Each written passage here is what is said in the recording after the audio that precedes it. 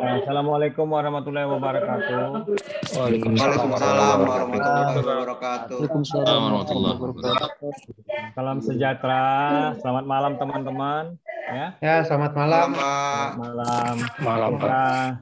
Kita seperti biasa sebelum mulai kita ada berdoa dulu ya. Ini saya masukin di chat room ini. Ya, seperti biasa.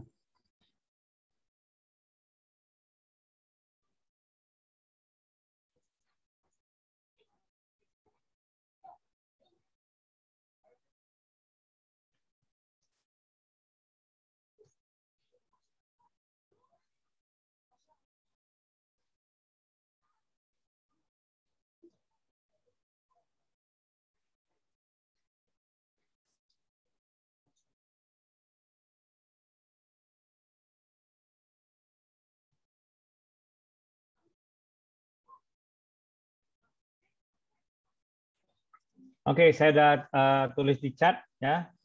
Mungkin kita sebelum mulai acara berdoa seperti biasa, mungkin sekitar beberapa menit ya. Mohon doanya ya. Kita sama-sama berdoa. Seperti kita ketahui bahwa ini program didedikasikan sesuai yang saya tulis di sana. Jadi mudah-mudahan bisa bantu mengirimkan doanya. Ya udah kalau gitu kita mulai berdoa ya. Berdoa menurut agamanya masing-masing, dimulai.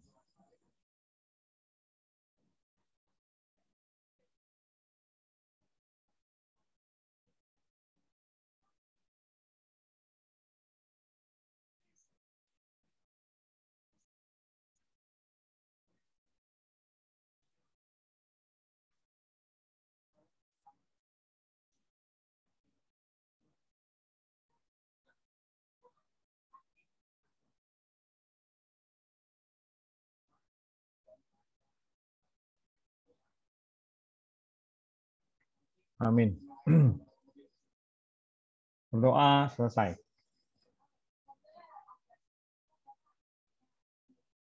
Ya, binti. Salah tulis itu. Harusnya binti ya. Kalau cewek kan ya, binti ya. Amin. Ya. Oke, kita akan mulai dengan melanjutkan materi kita sebelumnya. Ya. Nah, ini ada berapa orang ya? 100-an lebih ya. Ya. Jadi ini kalau ada teman-teman yang mau ikut silakan lagi ya. Nanti kita ini kebetulan bisa nampung sampai 500 orang ya. Oke. Kali ini adalah sesi kita yang ke berapa ini? Ketiga ya. Lupa saya ini sesi ketiga ya nggak salah. Keempat, kemarin. Oh iya keempat ya. Enggak, hitungnya dari sesi awal introduction itu nggak masuk. Sesi 1, sesi 2, ya sesi 3 ini benar ya? Iya, Pak. Oke, nggak Maaf, Pak. apa-apa. Ya, Pak, nggak apa-apa. Jadi ini adalah sambungan modul 2, unit 1, using data types and units. Ya. Ini objectives dari modul ini, recognize and use different notational system, data types and unit of measures, kemudian compare contrast fundamental data types and their characteristics, sama discuss the importance of data and ways that a company can use it to make business decisions ya. Nah, ini notasi ya, decimal notation ya. Ini sebenarnya hitung-hitungan ya. Ini nanti saya kasih waktu untuk baca-baca, mungkin yang belum pernah baca ya. Materinya silakan ya. Jadi base 10, place value number system, each single digit can be 0 to 9 ya. Jadi pakai base 10. Each column is worth 10 times ya. Jadi 10 kali ya dari yang sebelumnya. Okay. Nah, ini biasa digunakan untuk perhitungan misalnya untuk bytes nanti ya kita lihat ya. Binary notation ini seperti ini. Base 2, place value number system, each single digit can be 0 atau 1 ya, 0 or 1. Ya, each column is worth 2 times. Jadi setiap kolom itu dia 2 kali ya. Di sini kan kita mulai dari contohnya di sini kalau dari yang pertama base 10 ini mulai dari 2 ya. Jadi 1, 10, 100, 1000. Nah, itu nanti kalau ada kalkulasi untuk misalnya bytes, ya, kilobytes, megabytes, dan sebagainya. Ya. Nah, kalau untuk yang base 2 ini, mulainya dari sama ya, 1, ya, kemudian kita masuk ke 2, 2 lalu 4, 4 lalu 8, 8 jadi 16, 16 32, 32 64, sampai 128, dan seterusnya. Ya. Setiap kolom itu 2 kali, ya, dihitung 2 kali. Jadi kalau 64 kali 2 kan sama dengan 128. These values are easy to represent as the on-off states of electronic transistor. Ya. Nah, ini kemudian ada hexadesimal juga ya. Jadi menggunakan base 16 value number system. Each single digit can be 0 to 9, A, B, C, E, F. Ya. Jadi kalau ya each value is worth 16 times of the previous. Ya. Used to present large value more efficiently than binary. Misalnya 1 jadi 16, 16 kali 16 lagi jadi 256, 256 dikali 16 lagi, ya. Jadi 4096. Nah, ini kira-kira seperti ini. Nah, ini sebenarnya nggak terlalu ini sih ya, tapi berguna sekali untuk materi-materi berikutnya. Ya, contohnya di sini ada bits dan bytes. A bit stores the value of single binary, 1 sampai 0 itu bit ya. A byte store the value of 8 bits. Jadi kalau bilang bit itu 1, kalau byte itu 8.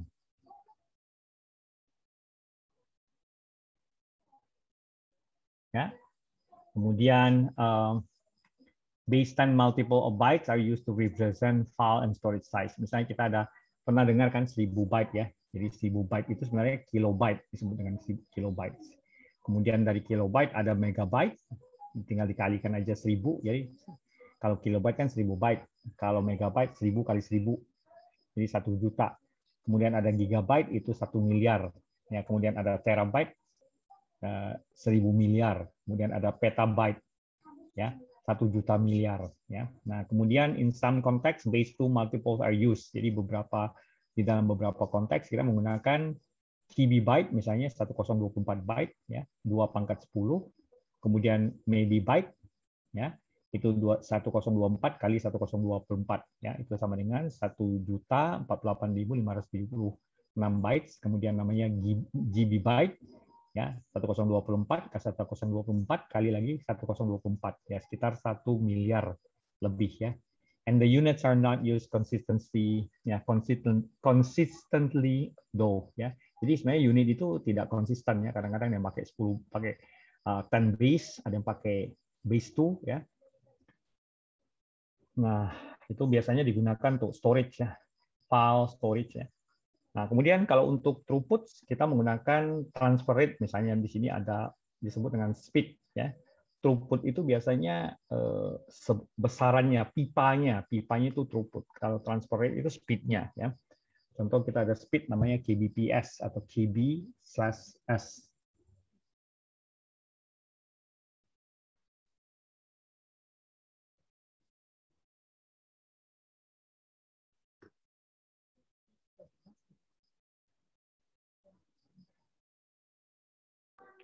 Halo, saya nggak ada suaranya ya?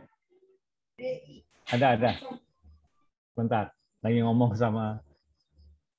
Ya, kemudian ada Mbps, ya, MB/s yaitu sebenarnya megabit per second, ya, jadi ada kilobyte per second, megabit per second, gigabit per second, kemudian ada terabit per second. Nah, ini biasa digunakan untuk speed-nya ya. Jadi kalau throughput itu sebenarnya lebih ke pipanya, sedangkan transfer rate-nya itu disebut dengan speed ya. Nah, kalau throughput-nya misalnya gigabyte itu harus dibagi dengan jumlah user biasanya ya. Nah, dia menggunakan base 10 value ya, also byte per second. Nah, kadang-kadang ditulis kbps, nggak pakai B-nya huruf besar ya. Nah, itu throughput units-nya.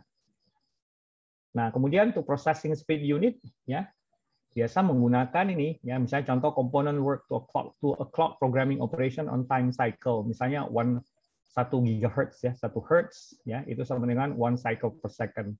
Jadi kalau ditulis megahertz MHz ya, itu sama dengan 1 million cycle per second ya.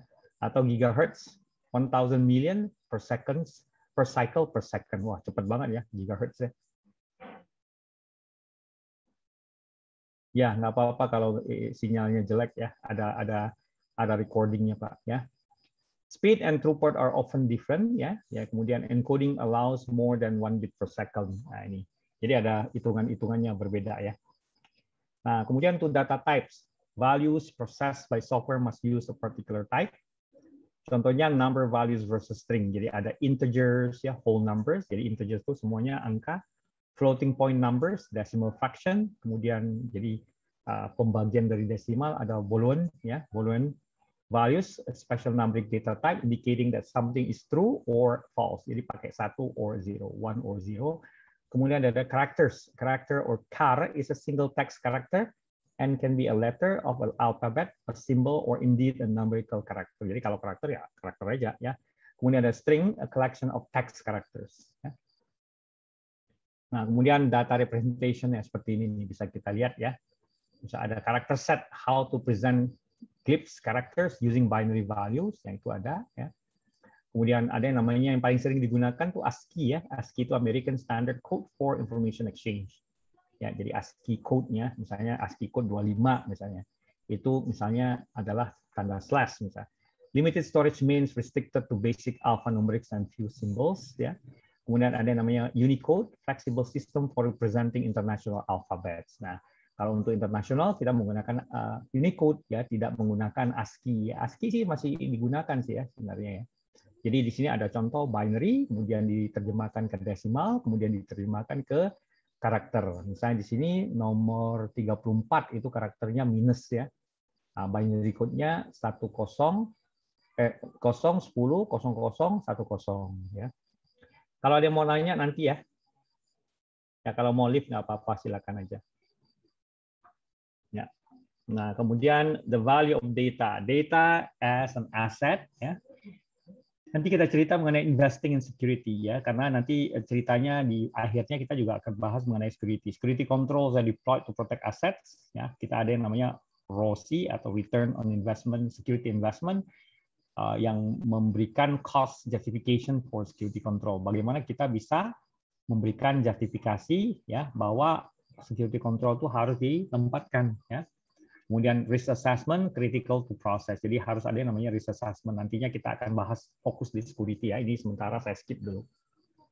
Nah, nanti kemudian ada beberapa security control yang berhubungan dengan bagaimana kita bisa memproteksi aset, ya. Contohnya ada backup, ada access control seperti setting permission di sistem operasi, usage restriction, ya, data encryption, firewall, dan bahkan ada yang namanya high availability, misalnya dengan menggunakan clustering, ya, atau dengan menggunakan fault tolerance, ya. Nah, kemudian ada beberapa hal yang dibahas di sini agak sedikit umum, ya. Ada yang namanya intellectual property, seperti contohnya copyright, ya. Nah, copyright ini automatically granted to author, apply to whole works, not the ideas. Jadi contohnya buku, ya, buku itu ada copyright-nya kan. Musik, ya, lagu itu ada copyright-nya. Kemudian ada yang namanya trademark, ya. Trademark itu company's name and logo are protected if distinctive, ya. Kemudian companies can apply to register their trademark. Trademark itu apa ya? Mereknya, merek dagang kayak model Apple, Microsoft, McDonald's, ya. Kemudian ada yang namanya paten, ya, patent, ya, kalau di bahasa Inggrisnya. Legal protection for an invention atau design. Kemudian must be original, useful and distinctive, sama must be applied for in different jurisdiction, ya. Ini bisa paten, ya, kayak model Pak Habibie kan banyak tuh paten tentang yang berhubungan dengan aerodynamics, ya. Nah, kemudian ada namanya ya digital right management, ya, DRM. Ini digunakan untuk proteksi, ya. Silakan kalau yang mau izin nggak apa-apa, ya, nggak masalah, ya, karena emang mungkin internet lagi kurang bagus, ya, sekarang, ya. Nah, DRM ini biasanya digunakan untuk proteksi copyright atau misalnya berhubungan dengan buku atau berhubungan dengan lagu, ya.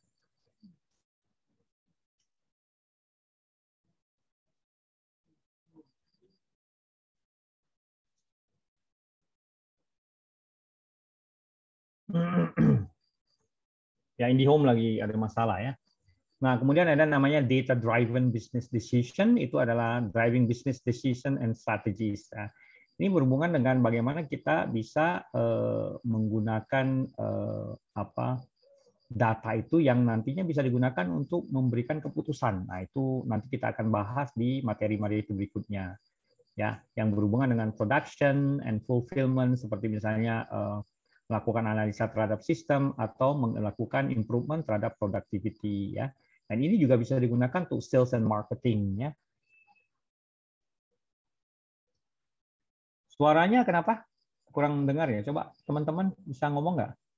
Suara saya gimana? Jelas, Pak. Lancar, Pak. Ya, oke. Jelas, Pak. Mbak, aman, Oke, Mbak, oke. aman, Pak. Alhamdulillah jelas. Oke, ada beberapa yang nggak bisa dengar nih. Oke, ya sip ya. Saya mute dulu ya. Oke, nah kemudian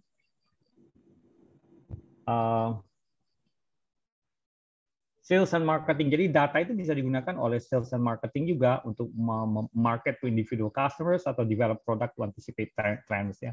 Jadi ada yang namanya data driven business decision. Jadi bagaimana kita bisa menggunakan data atau untuk memberikan satu keputusan bisnis yang berhubungan dengan sales and marketing atau production and fulfillment ya. Ini mungkin nanti akan di materi-materi berikutnya akan dibahas lebih detail ya. Nah, kemudian ada yang namanya data analytics. Nah, ini sering digunakan banyak perusahaan, contohnya Google ya. Google itu menggunakan data analytics. Relationship of data to information, data is raw values collected by system. Kemudian information is some level of summarization of the individual data points. Kemudian insights are things that inform meaningful business decision. Jadi sebenarnya data itu adalah informasi yang belum lengkap sebenarnya. Ya, jadi data itu adalah raw value. Jadi raw itu masih apa ya? Kalau kita bilang mentah ya. Jadi data itu adalah informasi-informasi yang sifatnya masih mentah. Nah, kalau data itu sudah digabung, baru jadi informasi. Jadi kalau ada data A, data B, data C, itu kalau dia berdiri sendiri belum berupa informasi dia karena belum bisa diterjemahkan. Ya, kalau dia udah digabung, udah bisa ditranslasikan dan bisa diartikan, nah itu baru namanya informasi. Ya. Oke, kemudian facilitating data-driven business decision. Ya, ada yang namanya bagaimana kita memfasilitasinya. Data capture and collection, ini bisa dari internet, atau data correlation, mengkorelasikan data, atau kemudian ada yang namanya meaningful reporting. Ya, data correlation ini bisa dalam bentuk BI, ya, business intelligence. Yang data ini di mana data itu dikumpulkan, di-collect, diambil dari internet dan dari beberapa sumber, kemudian dijadikan satu informasi yang ada korelasi. Nah, kemudian nanti laporannya dibikin yang lebih meaningful, dipahamin oleh pihak manajemen misalnya. Ya, mirip-mirip dengan data warehouse lah, tapi beda ya.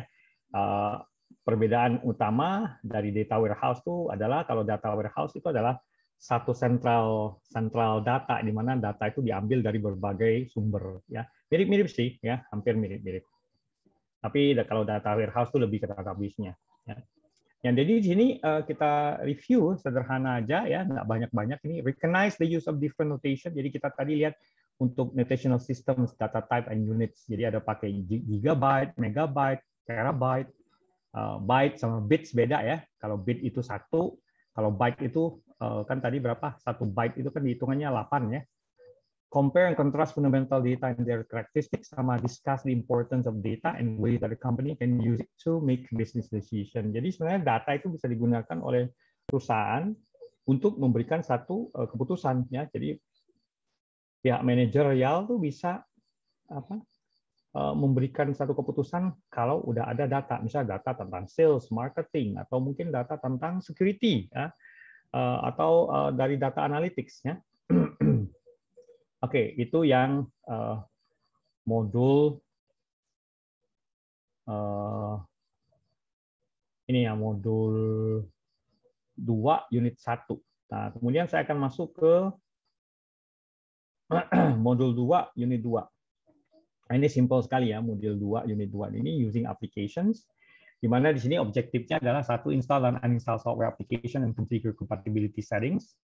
Kemudian explain the importance of software licensing and the types of license available. Kemudian describe the key features of different types of application and associated file formats. Ya. Nah, saya rasa kalau untuk installing and uninstalling application, saya rasa udah banyak tahu lah ya. Kalau application atau applications, apps software itu adalah program perangkat lunak. Ya. Di mana software installation best practices adalah pertama, lihatin compatibility dari operating system, kemudian system requirements yang berhubungan dengan hardware, installation instruction atau issues, sama licensing. Nah, contohnya kalau untuk system requirements, misalnya memori harus 4 GB, ya kita nggak bisa di bawah itu. Ya. Sama instruksi-instruksi yang berkaitan dengan cara instalasi dan penggunaan, kemudian lisensi. Ya.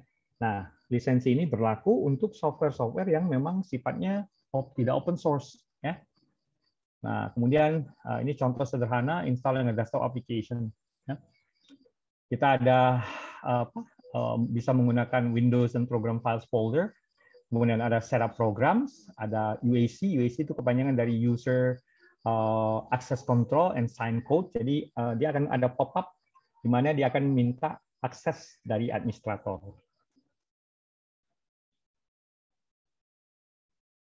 Kemudian ada advanced options ya. Nanti kita bisa lihat beberapa. Nanti saya kasih demonstrasi ya.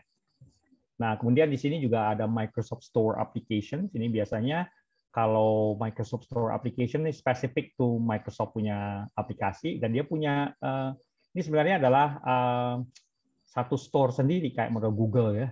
Run in sandbox restricting access to rest of the system, cannot damage OS or other program as desktop application could. Ya, jadi ini beda dengan desktop application, dia tidak bisa merusak program sistem operasi, karena sama consequently standard users can install store applications ya. Nah, ini nanti saya kasih demo ya. Nah, kemudian nanti ada configuring application compatibility. Nah, ini biasa digunakan untuk melakukan konfigurasi di mana ada beberapa aplikasi yang tidak kompatibel dengan yang baru ya, sistem operasi yang baru ya. Misalnya kadang-kadang dia cuma bisa dijalankan di di sistem 32 dan di Windows yang lama ya. Nah, kemudian untuk melakukan instalasi dan menginstalasi atau menguninstall aplikasi, kita bisa masuk ke program and features. Di situ ada opsi buat uninstall ya, atau bahkan melakukan repair ya. Kemudian kita bisa enable disabling Windows features juga ya. Ini adalah fitur-fitur yang mungkin secara tidak secara otomatis ada, harus kita jalankan dulu. Contohnya Hyper-V. Tahukah Anda Windows 10 itu bisa menjalankan Hyper-V dengan ada beberapa opsi atau konfigurasi yang harus disetel ya. Nah, selain itu juga ada yang berhubungan dengan managing software licensing. Nah, kalau software licensing ini kebanyakan kalau kita instalasi software biasanya ada yang namanya end user license agreement ya, di mana ini biasanya mengatur untuk bahwa user itu bisa menerima lisensinya jika mengklik yes atau oke ya. Kemudian ada beberapa jenis lisensi yang single use license ya, ada group use atau site license, ada concurrent license, ada client access license atau CAL. Masing-masing software itu punya lisensi yang berbeda. Kayak seperti misalnya Windows Workstation, bisa aja mereka Microsoft menggunakan CAL atau Client Access License, atau bahkan single user license. Jadi tergantung, Anda harus baca-baca dulu ya softwarenya ya. Kemudian ada pakai registration, ada pakai subscription ya. Subscription itu supaya ya tiap tahun kita bayar lah ya. Kalau one time purchase itu kan sekali beli ya. Gitu ya. Kalau sekali beli bayar udah. Kalau lisensi subscription ya tiap tahun harus bayar ya. Nah, kemudian ada beberapa istilah, ada yang namanya shareware. Ini adalah software yang dimana kita kalau install itu free of charge ya. Supaya kita bisa melakukan evaluasi pada periode yang tertentu ya. Misalnya contoh sebulan, dikasih waktu 30 hari. Itu namanya shareware. Kemudian ada yang namanya software freeware. Freeware ini adalah software yang benar-benar free of charge, kita nggak dikasih bayar, gratis, dan bisa dipakai seterusnya ya. Kemudian ada open source in software that also makes the program code used to design it available. Jadi ada open source seperti misalnya software-software yang memang didesain untuk supaya orang lain bisa melakukan modifikasi dan penambahan improvement terhadap software yang ada ya.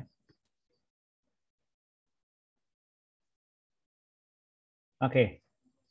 Nah, kemudian ada productivity software. Misalnya, contoh di sini kita ada browser ya, Edge, Chrome ya, Mozilla Firefox ya. Kemudian untuk word processing, ada yang namanya Microsoft Word ya. Kebanyakan untuk dulu sih ada ya yang macam-macam yang lain, tapi kayaknya untuk sekarang udah cuma satu ya, Word ya, paling banyak digunakan. Ada yang namanya spreadsheet seperti Excel, itu adalah productivity software yang biasa digunakan untuk kantoran. Termasuk juga presentasi ya. Saya sekarang menggunakan Microsoft PowerPoint untuk slideshow ya. Kemudian ada juga untuk visual diagramming seperti misalnya Visio, Microsoft Visio ya.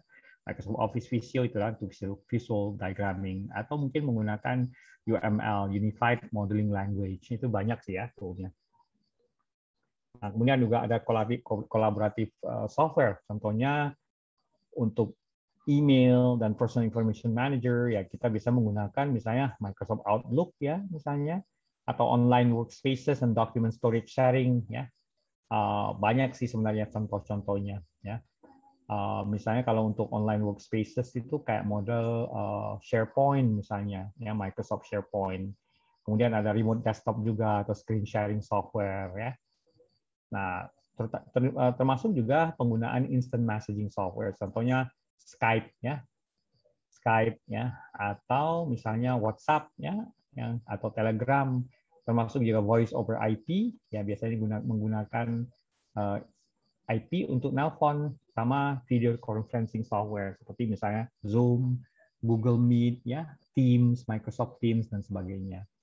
Ada juga software-software yang lain, contohnya ada business software, desktop publishing ya, untuk graphic design, contohnya untuk 3D animation, digital darkroom dan sebagainya. Termasuk juga computer aided design ya, CAD, misalnya Corel ya, Corel Draw, atau misalnya apa ya, kalau untuk yang foto sih banyak, misalnya Adobe ya, ada Adobe Photoshop. Kalau untuk CAD itu kayak model Corel Draw, atau misalnya apa ya yang terkenal, lupa saya, ya AutoCAD, betul. Benar, udah lama nggak pernah. Game juga oke ya. Oke, kemudian untuk business software ada project management, ada accounting and commercial, database software, kemudian juga yang lain-lain business specific line of business atau accounting, atau mungkin untuk ERP, enterprise resource planning dan sebagainya. Nah, jadi kalau kita lihat di sini kita membahas mengenai beberapa jenis aplikasi ya, kita bisa install, uninstall software ya, lakukan konfigurasi untuk compatibility-nya. Ya, kemudian explain the importance of software licensing and the types of license available. Kemudian describe the key features of different type of application and associated file format. Ya, nah ini. Sebentar. Untuk ini mungkin ya kita bisa nyoba ya. Saya close dulu ya. Sebentar, saya bisa nyoba melakukan instalasi terhadap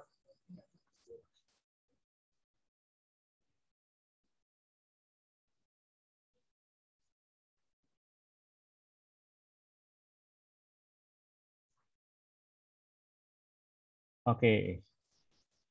Untuk demo, kita coba ya masuk ke Google ya.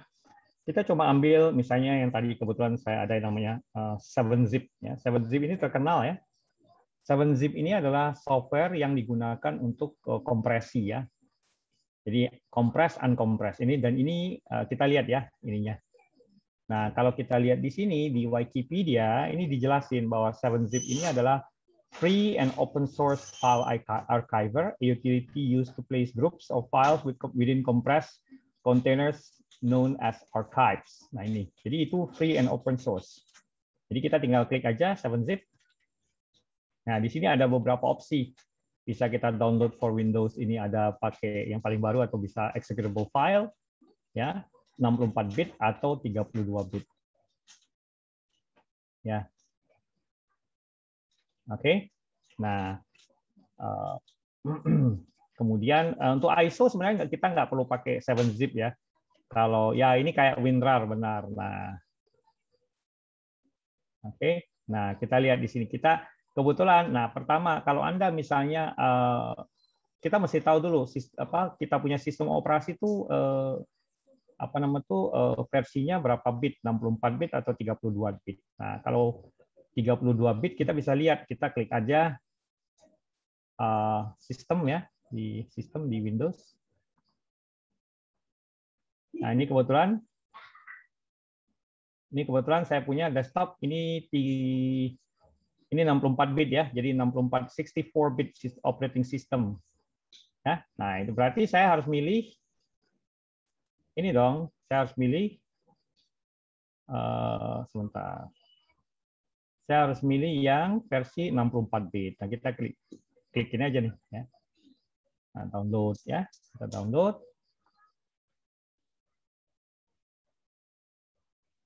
Nah, saya download dulu ya.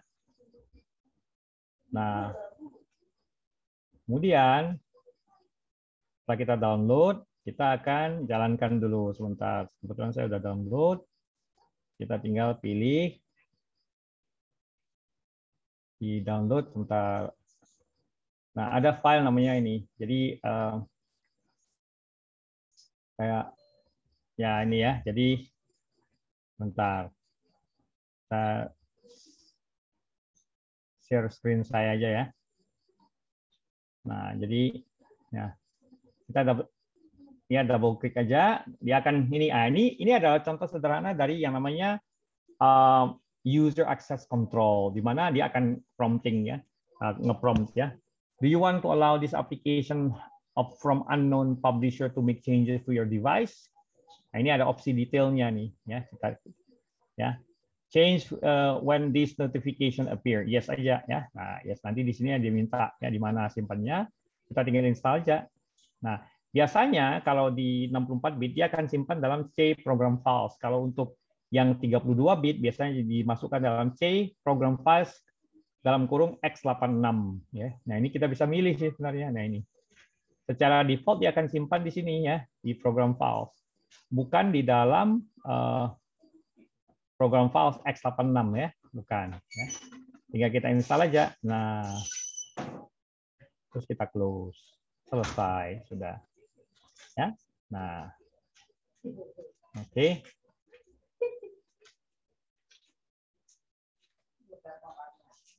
Nah, ini udah selesai. Tinggal kita sebentar saya close dulu ya. Kita tinggal kita install apa kalau di ini ya. Kita tinggal screen-nya masih screen ini ya. Kita tinggal pilih aja 7-zip. 7-zip. Nah, ini. Nah, 7-zip file manager, kita klik kanan aja, lihat di property ya. Jadi kita bisa lihat bisa run as administrator ya. Nah, ini kebetulan dia tidak bentuknya tidak ini executable file aja dia ya. Nah, okay. Kalau kita ada zip file, kita tinggal klik kanan ya, right click kita bisa unzip ya. Nah, itu. Nah, selain itu juga saya ingin nunjukin, misalnya kita install aplikasi yang lain ya. Saya contoh di sini, kita pilih misalnya GIMP ya, pakai Google aja. Kita pilih, kita coba install GIMP. GIMP ini kalau nggak salah saya adalah kepanjangan dari GNU atau GNU Image Manipulation Program. Nah, ini lumayan nih untuk grafik ya. Ini versi terbaru adalah 2.10.28 ya. Ya, alternatif to Photoshop yang bilang ya. Ini kita coba download ya. Kemudian kita download yang versi direct ya ini. Karena saya nggak mau pakai ini, jadi ada opsi juga untuk download di Linux, OS X, Microsoft Windows ya. Kita pilih aja download ya. Di sini ada pakai BitTorrent. Saya nggak mau pakai BitTorrent, saya pakai download GIMP aja direct. Karena internetnya lumayan cepat. Ya.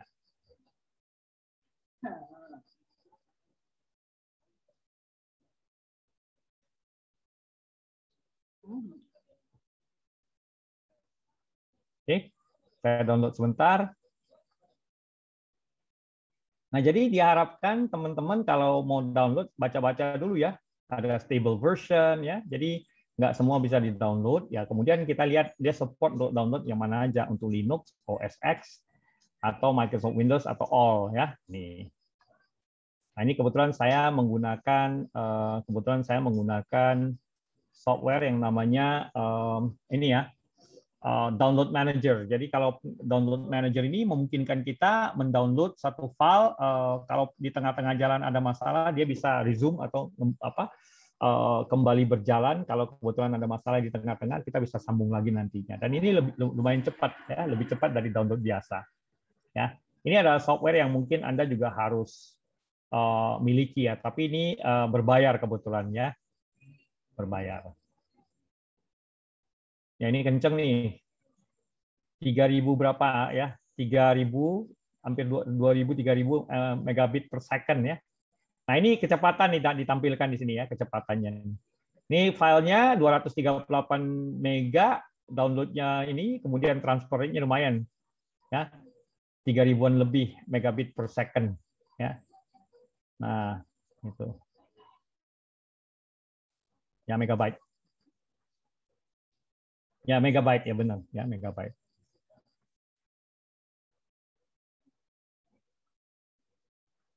Oh, nanti kalau masalah plus minus masalah download lewat torrent dan sebagainya itu kita akan bahas di bagian security. Ini saya bahasnya di aplikasi dulu ya. Sebenarnya sih kalau bicara mengenai download, Anda bisa download dari mana aja sih ya, mau dari torrent boleh, mau langsung boleh. Cuma ya ada beberapa ini ya. Ada beberapa plus minus itu nanti saya bahas di bagian security lah ya, tidak dibahas di sini. Nah, ini udah selesai, saya tinggal buka dan akan saya instalasi. Nah, ini instalasi tinggal biasa aja ya. Kemudian di dalam ini ada yang namanya GIMP ya. Saya menggunakan GIMP installation. Nah, ini ya. Semuanya biasanya kalau di download tuh biasa simpan dalam directory download programs ya. Ini kalau Anda menggunakan IDM ya, atau Internet Download Manager. Double klik aja, kemudian ada opsi untuk ini select install mode, install for all user recommended ya. Nah, udah tinggal instalasi, ini ada prompt, ya tinggal yes aja. Ini umum ya, paling sering ditanya karena ini sebenarnya membutuhkan ini ya. Nah, ini kita tinggal oke-kan aja. Nah, tinggal install ya. Nah, ini.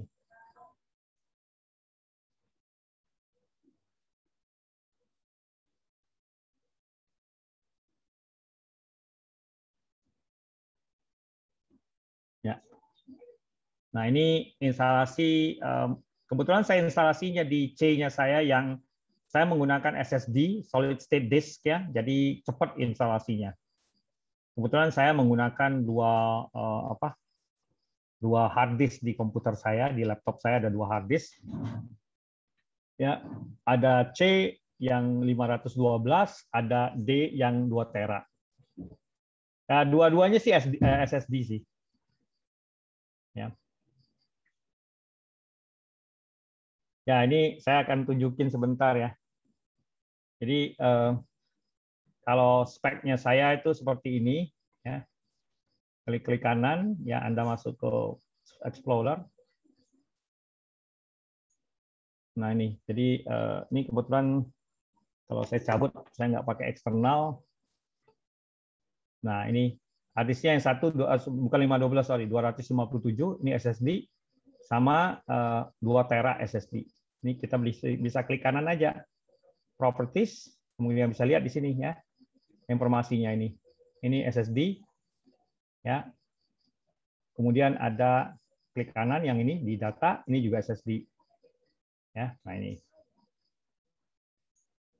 Gitu kira-kira ini speknya. Kalau ini kebetulan saya punya laptop, saya pakai Vivo, Asus VivoBook ya. Kalau Anda masuk di kalau Anda masuk di sistem lumayan nih ininya saya sistemnya. Nah, ini saya pakai Intel i7 1,99 GHz, install RAM-nya 16 GB, 64-bit operating system ya, lumayan ya. SSD-nya yang KD, betul, KD. Nah, kebetulan saya ada juga tool yang bisa digunakan. Ini ada satu tool yang saya ingin tunjukin juga ya. Yang mungkin kalau Anda ingin lihat-lihat speknya ini, bisa Anda masuk ke, sebentar.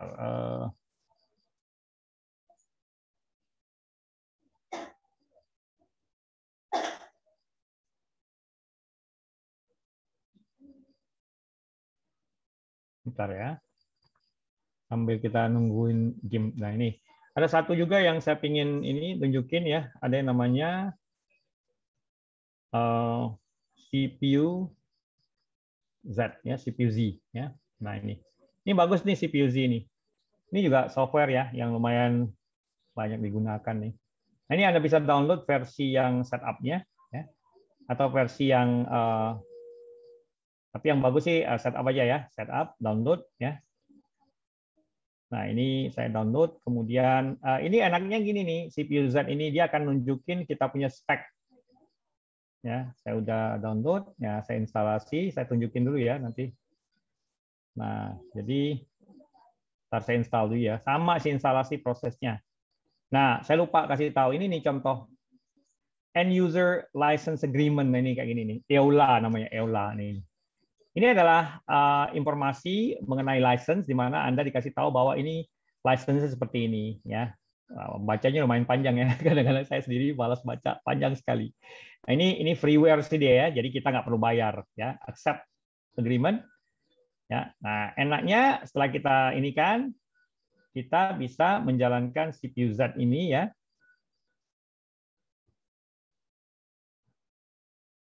Nah, ini toolnya namanya CPU Z.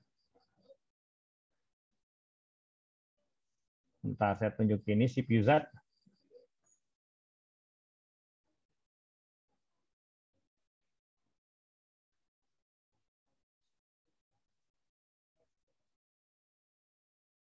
Nah, ini ada yang namanya CPU Z. Nah, enaknya CPU Z ini dia bisa nampilkan informasi mengenai kita punya komputer, mother CPU-nya.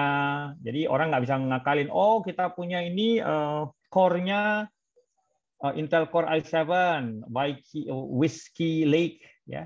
Soketnya soket 1356, kemudian motherboard-nya kita bisa tahu, oh ini Asus TUF, modelnya ini. Kemudian untuk memori kita bisa lihat slot satunya saya begini. Ya, ada 2 channel ya, total 16 GB. Ini kebetulan 1 slot nih kayaknya saya. Oh, sorry, 2 slot, bisa lihat di SPD. Ini DDR4 8 GB, kemudian ada slot 2 lagi. Kayaknya 1 GB apa 1 slot deh ini. Tapi saya pakainya cuma 1 slot. Ada 2 slot tapi kayaknya sorry, kayaknya aslinya 2 deh, tapi kok nggak kelihatan ya. Ya, karena dia 2 GB, 8 GB kali 2. Total memorinya 16 GB, graphic card-nya bisa kelihatan ya. Kemudian ada 2 graphic card 620 sama GeForce MX 150 ya. Nah, workbench-nya bisa dilihat. Anda bisa ngetes nih kalau mau ya. Jadi lengkap ini. Ini namanya CPU Z. Ini Anda bisa instalasi sendiri ya. Oke. Nah, kemudian kita kembali ke tadi udah selesai ya instalasi game ya. Ini kita bisa masuk ke game ya. Nah, saya tunjukin dulu. Nah, kalau udah selesai ya, kita masuk ke start. Kita klik kanan aja gamenya, game. Kan ini hasil instalasi tadi. Kita klik more. Kemudian kita bisa masuk ke ada opsi bisa run as admin atau apa ya. Nah, kalau kita mau start, kita langsung aja klik start. Nah, ini kebetulan game ini adalah new image manipulation program dan sifatnya open source dia. Jadi kita nggak perlu bayar. Ya. Jadi tergantung ya, software itu ada yang open source, yang nggak bayar, ada freeware, ada shareware yang untuk coba-coba ya. Kalau seperti misalnya Microsoft, kebanyakan sih harus berbayar ya. Nah, ada beberapa yang berbayar ya, seperti misalnya Anda install Adobe Photoshop, Adobe Reader, Acrobat Reader itu biasanya nggak berbayar. Jadi kita bisa dikasih tahu sih, biasanya diinformasikan apakah kita harus bayar atau tidak ya. Nah, ini adalah bentuk dari New Image Manipulation Program. Nah, ya. Nah ini lumayan nih. Ya. Nah, ini. Jadi kita bisa lihat di bagian help biasanya ada pilihan, ada user manual di sini, atau Anda ingin tahu tentang help aja kita atau about game ya. Nih, kasih tahu nih. Copyright 1995 sampai 2021 Spencer Kimball ya. Tapi masuk dalam lisensinya di sini adalah udah jelasin di sini bahwa game itu adalah free software ya. You can redistribute it ya and or modify. Jadi bebas dia ya. Oke.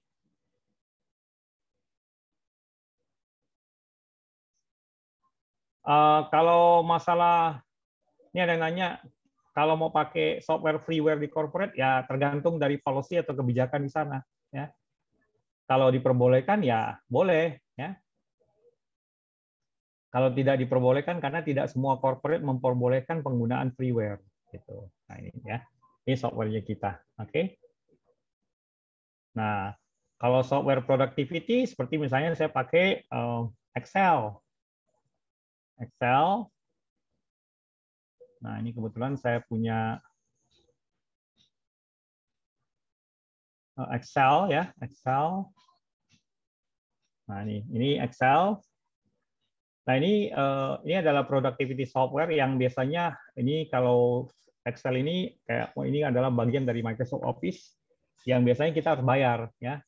Kalau pingin Microsoft Office-nya lebih murah sih sebenarnya bisa, nanti ada temen kok yang jualannya lebih murah dia. Ya biasanya diakses dulu sama tim IT benar ya.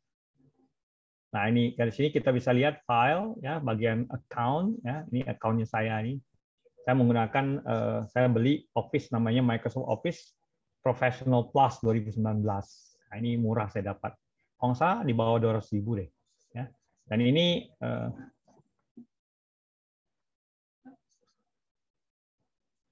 ini biasanya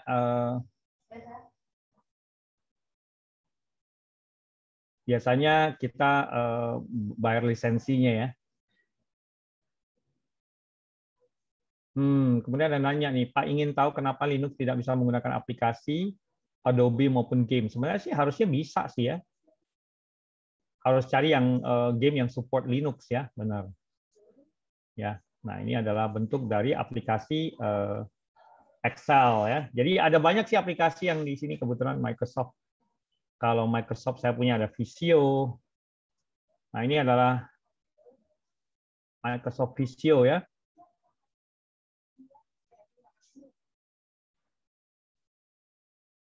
Nah, ini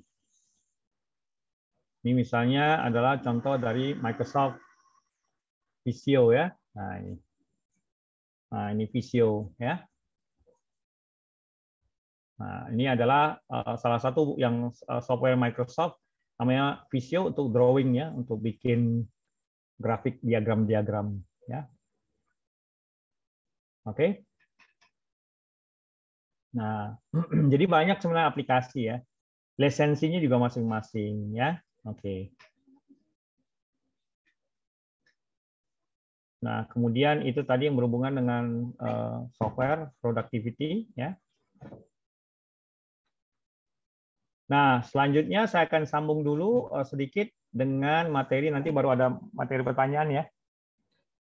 Materi berikutnya adalah tentang di modul 2 Unit 3 Programming and Application Development, di mana di sini kita lihat objektifnya. Pertama, describe programming organizational techniques and logic.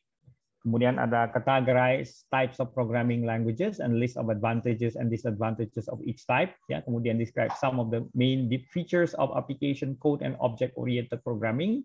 Kemudian describe the ways that an application can be deployed. Ya. Nah, kalau programming logic ya, pertama kita bicara mengenai software development, pengembangan aplikasi atau pengembangan software perangkat lunak. Ada beberapa programming languages, jadi ada beberapa bahasa pemrograman ya, disebut dengan code. Ya. Nah, kemudian ada namanya program sequence, di mana komputer cannot tolerate ambiguity ya. Jadi kalau ada ambiguity itu kayak model yang nggak jelas ya. Nah, kemudian ada namanya input, processing, and output must be clearly defined. Jadi harus tahu yang mana input, yang mana proses, yang mana output gitu. Itu kita define di programming languages ya. Dulu saya kebetulan awal-awal zaman saya belajar komputer, saya programmer ya. Tahun 89, 90, 90, 91 sampai tahun berapa ya lupa saya cek. Jadi awalnya saya belajar programming dulu. Itu namanya basic ya. Programming languages ya, language-nya atau bahasa pemrogramannya namanya basic. Udah dari tahun berapa ya? Saya belajar tuh 87, 88 tuh udah bikin program. Ya, terus saya masuk ke database, ke Foxbase, FoxPro, DBase, DBase 3, kemudian ya macam-macam sih ya. Jadi awal mulanya sih di komputer tuh lebih ya basic ya. Pascal saya sempat gunakan ya. Basic itu GW Basic sama Turbo Basic waktu itu. Nah, ini adalah flowchart, di mana kalau kita belajar programming harus tahu flowchart ya. Flowchart itu ini ya alirannya dari misalnya start, clear display, display instruction, ask for number one, first number, is number valid. Nah, ini adalah sequence ya. Jadi apa yang harus dilakukan setelah ini, setelah itu ada pilihan yes or no. Ya kalau no, naik lagi, display instruction lagi dan seterusnya. Jadi sebelum Anda masuk ke programming, Anda harus tahu dulu flowchart, ya, belajar flowchart. Diagram alur namanya. Ya. Jadi kalau ditanya awal-awal saya belajar komputer ya awal-awalnya jadi programmer, awal-awalnya belajar programming, basic itu 87 saya udah mulai ya, 87, 88, 89, 90, 91. Terus habis itu di 92, 93 saya pakai bahasa yang lain ya, pakai Clipper waktu itu ya. Ya cukup lama sih programming ya. Nah, kemudian ada writing pseudocode ya. Move from a sequence step to developing block of code. Break steps into simple instruction and use subroutine for repeated steps. Nah, ini ditranslasikan yang tadi flowchart tadi ditranslasikan menjadi yang namanya pseudocode ya, coding ya, nantinya kita masukkan ada opsi-opsinya ya, tergantung programming language-nya atau bahasa pemrogramannya. Yang paling enak sih sebenarnya pakai structured programming language ya, seperti contohnya C ya, C++ ya. Now, features of programming code do not have to use syntax of a particular programming language, as some constructs are shared by all languages. Ada subroutines, ada return, ada branches and loops, ada conditional statements, ada variables, ada functions, ada user interface, dan ada command. Ya, yang sekarang lagi naik daun ya seperti Perl, Python, Ruby, ya, apalagi ya, Go, ya banyak sekarang ya. Yang zaman-zaman dulu udah nggak ada lagi ya. Golang ya, betul, Golang, Go ya.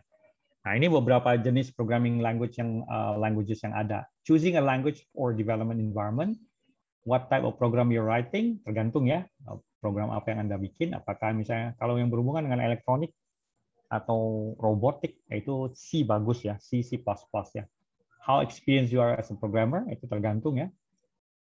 Kemudian what types of device your user will be using. Ya, kalau mungkin pakai untuk Android, Anda bisa pakai Java. Ya. Choice of programming language enforces a specific syntax. Jadi ada Java, ada Python. Ya. Orang India jago Java ya. Python, JavaScript, C++, C#, ya. PHP. Jadi yang C ada tanda pagar itu bukan si ini ya, si pagar ya, namanya C#. Ya. PHP, Perl, Ruby. Ya, tergantung. Ya. Nah, kemudian ada yang namanya compiled versus interpreter, ya, interpreter, ya. Nah ini, ya. Jadi ada compiled versus interpreted languages, ya. Misalnya kalau compiled languages itu seperti C++, C#, COBOL, Pascal, ya. Transform to executable binary file, compiling converts programming code to machine code, namanya binary. Kemudian runs quickly but platform specific. Jadi kalau Anda udah bikin untuk platform Windows 10, 32 bit atau 64 bit, ya dia nggak bisa pindah-pindah ya. Nah, kalau yang baru sekarang kebanyakan yang namanya interpreted languages, ya seperti misalnya Java, JavaScript, Perl, Python, PHP. Nah, itu adalah bentuk-bentuk namanya interpreted languages. Runs within an interpreter. Jadi interpreter itu ya bahasanya apa ininya, engine-nya. Interpreter within OS, kemudian ada VM running within OS, ya. Programming code compiled to bytecodes, bytecode compiled to machine code by the interpreter, slower but allows for platform independent as long as interpreter is available. Jadi makanya ini namanya bahasa interpreted languages nih, seperti Java itu bisa dijalankan di device mana aja, ya, di platform mana aja, ya, karena dia ada VM-nya.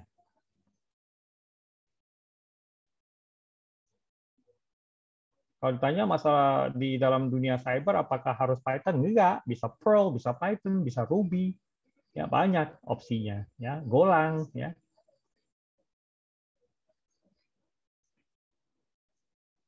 Untuk programming pemula, kalau pakai storage SSD 128 cukup lah, nggak perlu gede-gede. Kalau bisa sih 512 lah ya, jangan 128 terlalu kecil sih sebenarnya. Tapi oke lah, ya. Nah, ini kemudian ada yang namanya query assembly and markup languages ya. Query languages seperti misalnya SQL, ya kayak model insert into, join. Nah, itu adalah bahasa-bahasa yang dari bahasa database ya, query languages. Nah, retrieve data from database ya. Structured query language namanya. Jadi ada join, ada select star from, ya select bintang from ya. Kemudian ada insert into, update. Nah, itu adalah contoh-contoh query languages. Kalau assembly ya, saya agak kurang tahu ya. Nah, saya pernah belajar sih, tapi agak lupa udah. Show machine code in human readable text ya, kayak model push, get ya, kayak model EIP ya, extended instruction pointer. Kemudian ada markup languages seperti HTML, XML, itu adalah bentuk-bentuk dari markup languages. Text document to define structure and meaning ya.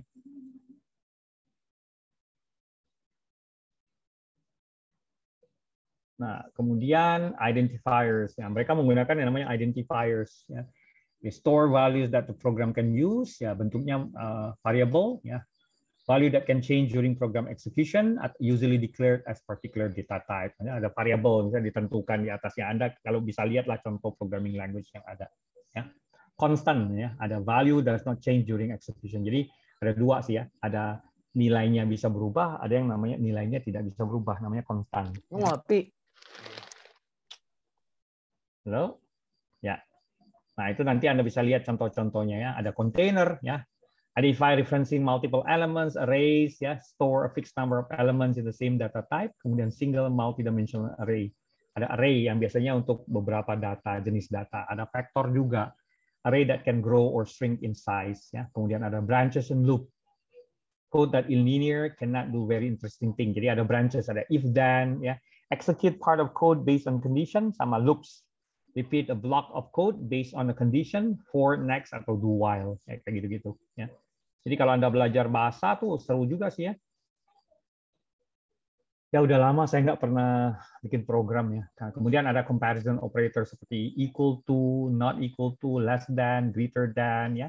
Kemudian ada logical operator and, or, atau XOR, atau explicit OR. Ya. Kemudian ada procedures, ya, function, ya. Ada commands ya, pakai tanda double backslash sama hash atau tanda petik ya. Not executed by compiler atau interpreter ya.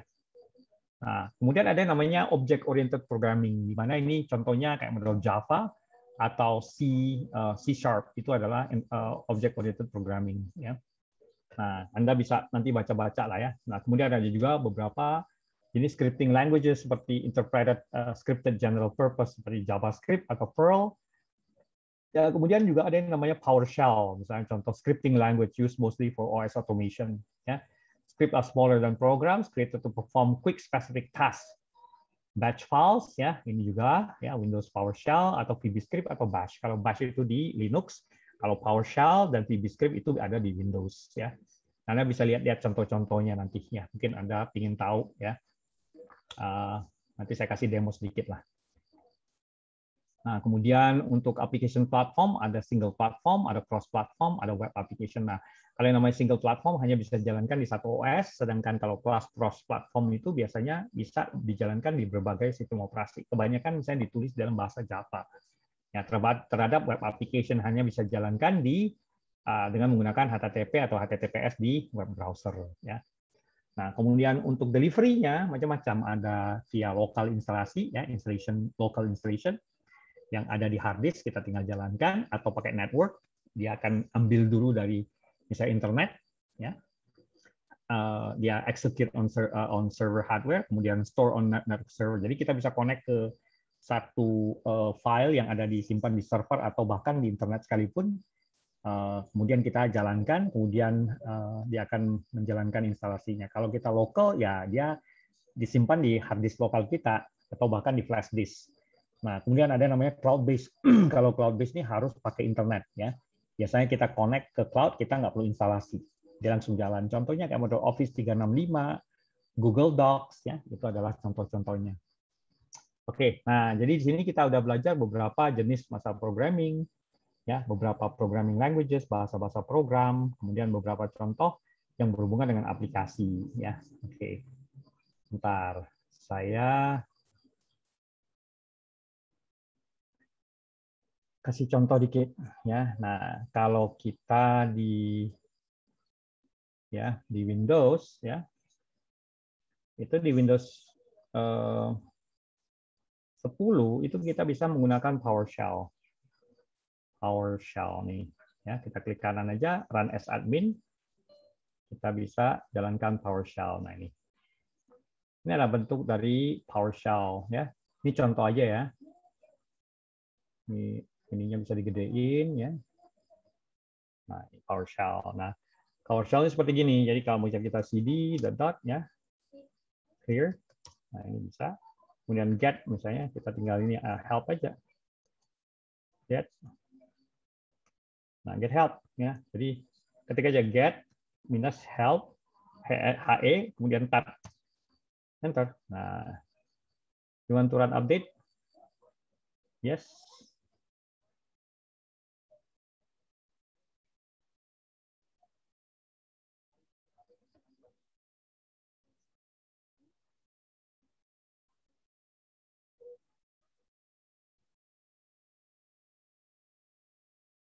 Kalau PowerShell tuh bahasa script. Kalau command prompt ya kayak command prompt kayak CMD gini ya, mirip-mirip ya. Nah, ini CMD. Ya. Ini CMD. Ya. PowerShell tuh lebih powerful, dia banyak fungsi dan fitur ya. Mirip-mirip sih dengan command shell yang biasa, cuma fiturnya lebih banyak karena dia sebenarnya adalah sebentuk scripting language, bahasa script ya. Ya, tapi kalau mau kita untuk otomasi kita bisa menggunakan PowerShell ya.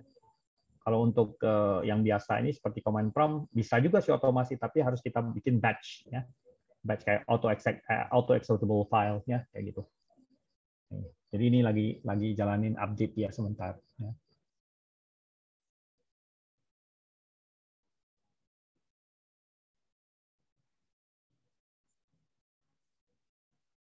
Nah, banyak sekarang kayak model untuk hacking aja banyak ya. Untuk hacking itu bisa menggunakan PowerShell ya. Contohnya ada yang namanya apa tuh ya? Empire ya, kalau salah Empire ya. Lupa saya namanya.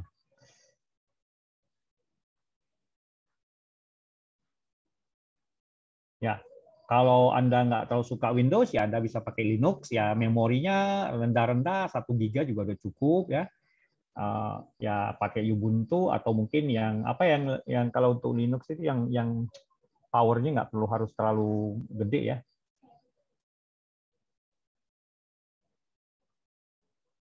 Sebentar ya, saya tungguin ini sebentar ya. Bukan Red Hat, ada satu lagi tuh. Linux Mint, boleh. Ini saya tutup dulu ya.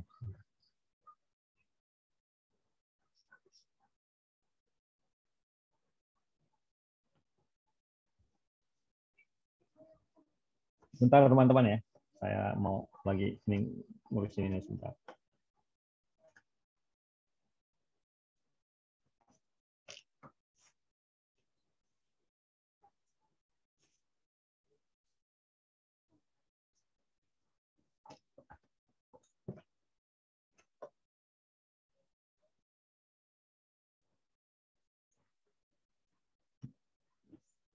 Ya.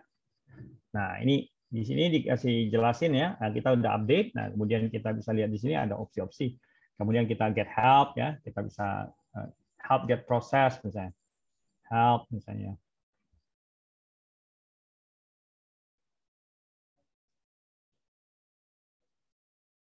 Nah, kayak gitu bisa ya.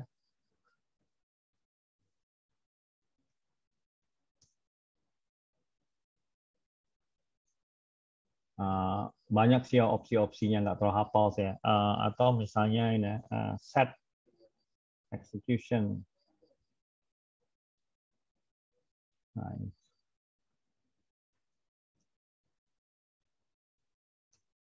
Ya, ini kayak gini nih misalnya get execution policy. Nah, ini hasilnya kan unrestricted. Kita bisa ganti get atau set execution policy. Nah, kita bisa setel di sini ya. 1, 2, 3 atau apa ya. Misalnya di sini 1. Nah, kita bisa pilih nih not all dan sebagainya, ini bisa kita bisa pilih ya. execution policy-nya. Ini saya ganti aja. Jadi banyak sih sebenarnya kalau ditanya ininya apa komen-komennya set.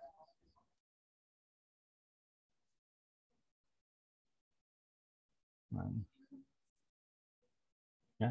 Oke. Jadi kalau ingin nyoba-nyoba, ya benar, PowerShell itu memperbesar peluang tindakan hacking, benar. Makanya itu ada yang namanya set execution policy, di mana set execution policy itu mengontrol masalah eksekusi dari PowerShell itu sendiri. Oke, nah itu. Jadi biasanya kita kontrol eksekusinya, nggak bisa sembarangan shell nggak bisa sembarangan script bisa jalan gitu ya. Oke. Silakan kalau ada pertanyaan, saya kasih waktu kita ada waktu sekitar 10 menit. Ya. Saya mau nanya, Pak. Ya, silakan. Kalau bagusan mana untuk mengupgrade RAM dulu atau mengupgrade SSD, Pak? Jadi gini, saya sarankan kalau pingin untuk update RAM aja dulu, supaya kan RAM itu fungsinya untuk menyimpan sementara, baru kemudian nulis ke hard disk. Hard disk itu juga bisa digunakan untuk RAM sementara, namanya cache file namanya. Ya. Nah, jadi RAM dulu diupdate, baru kemudian nanti kalau ada uang baru update ke hard disknya SSD. Tapi zaman sekarang sih SSD udah murah lah, 128, 256 itu sekitar 500.000 udah dapat ya. Nah, jadi saya sarankan emang RAM dulu dinaikin. Misalnya contoh yang sekarang udah 2 GB jadiin minimal 4 sampai 8 GB. Kemudian setelah itu baru upgrade ke SSD. SSD itu lebih ke arah nulis saja sih ya, nulis data. Jadi kalau Anda nyimpen virtual mesin atau nyimpen data itu sebaiknya disarankan menggunakan SSD. Tapi kalau Anda tidak menggunakan aplikasi yang menyimpan data terlalu sering, itu Anda pakai hard disk biasa aja udah cukup ya. Sama kalau SSD itu bagus disimpan di C. Karena apa? Ya untuk C ya, kenapa C drive-nya? Karena OS Windows misalnya kalau disimpan di SSD itu loadingnya cepat sekali ya. Nah, kalau saya kebetulan karena saya ngajar, saya butuh yang cepat ya, jadi dua-duanya saya upgrade ya, versi yang SSD-nya untuk C dan D-nya begitu. Silakan yang lain.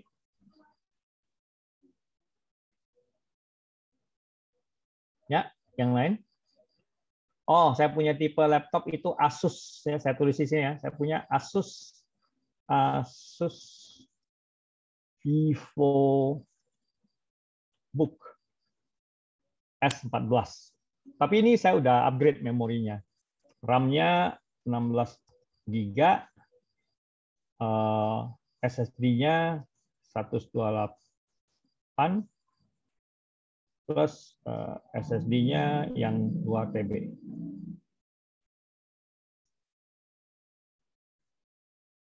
Jadi ada 2 hard disk saya, ya untuk C sama D, gitu. Ya lumayan sih waktu belinya habis sekitar 18-an juta. Ya. Dual boot, saya nggak pernah pakai dual boot, udah dulu zaman dulu awal-awal saya pakai dual boot, tapi sekarang karena udah ada virtualisasi seperti VMware, Workstation atau pakai VirtualBox, saya nggak pernah lagi pakai dual boot. Oke sih, boleh aja nyoba satu untuk Windows, satu untuk Linux, boleh nggak masalah. Bebas sebenarnya. Tapi kalau udah ada VM, ngapain lagi pakai dual boot? Oke, yang lain? Tanya Pak, Semi. Ya, silakan. Ya. Ini kan kalau ini kan masih di materi ITF Plus ya Pak ya? Ya. Ada programming juga tadi kita lihat. Itu sedikit contoh lah, pengantar aja, pengantar. Ya, contoh soalnya saat tes nanti di ITF Plus yang berkaitan dengan programming itu seperti apa ya kira-kira? Atau harus coding atau nggak harus coding. Yang penting tahu aja ini bahasa programmingnya apa aja, ini yang namanya object oriented apa aja, gitu kayak gitu Pak. Jadi umum sekali, tidak masuk ke programming karena pembahasannya bukan masalah programmingnya kan. Yang penting kita tahu aja. Oh di programming itu ada yang loop untuk perulangan, atau ada yang namanya konstan, ada yang namanya variabel kayak gitu-gitu. Jadi paling umum aja sih. Kalau ada yang nanya nih, ya masih teori Pak, dari dasar banget. Jadi nggak sampai ke programmingnya.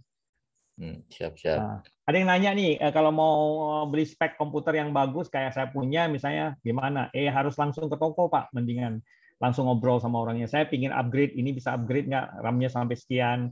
SSD-nya sekian gitu. Jangan beli di online, ribet kalau di online. Ya. Yang lain teman-teman? Jadi ini masih dasar aja. Jadi dia nggak ada pertanyaan tentang kitanya harus programming, nggak. Tenang aja. Ini dasar banget. Yang penting kita tahu aja di apa namanya kan IT Foundation. Ya Anda udah mesti tahu ya kayak model. Contohnya kayak kalau apa misalnya contoh di sini Anda bisa cari contoh dari misalnya Perl atau misalnya Java